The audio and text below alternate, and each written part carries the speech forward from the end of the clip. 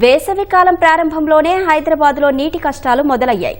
కూకట్పల్లి నియోజకవర్గ పరిధిలోని పలు కాలనీలకు 5 రోజులుగా తాగునీటి సరఫరా నిలిచిపోయింది. దీంతో తాగునీరు కోసం ప్రజలు అష్టకష్టాలు పడుతున్నారు. అధికారులు ఎలాంటి సమాచారం లేకుండా సరఫరా నిలిపివేయడంతో స్థానికులు తీవ్ర ఇబ్బందులు ఎదుర్కొంటున్నారు.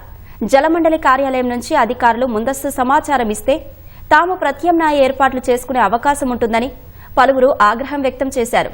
పైసలు పెట్టి నీళ్ల ట్యాంకర్ బుక్ చేసుకున్నా సమయానికి రావడం లేదని ప్రజలు ఆవేదన వ్యక్తం చేశారు.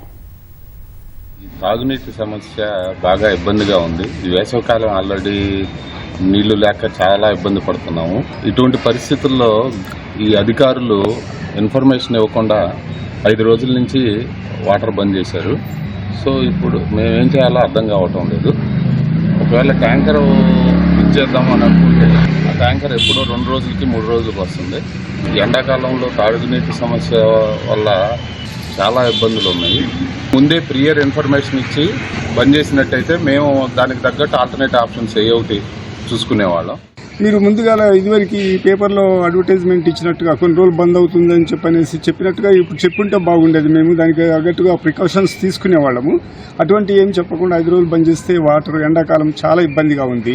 దాన్ని మీరు పరిగణలో తీసుకొని ముందే ఇన్ఫర్మేషన్ చేస్తే చాలా బాగుండేది. కానీ మీరు ఎటువంటి ఇన్ఫర్మేషన్ చేయకుండా మీరు వాటర్ బంద్ చేస్తే నీళ్లు లేక చాలా ఇబ్బంది అవుతుంది.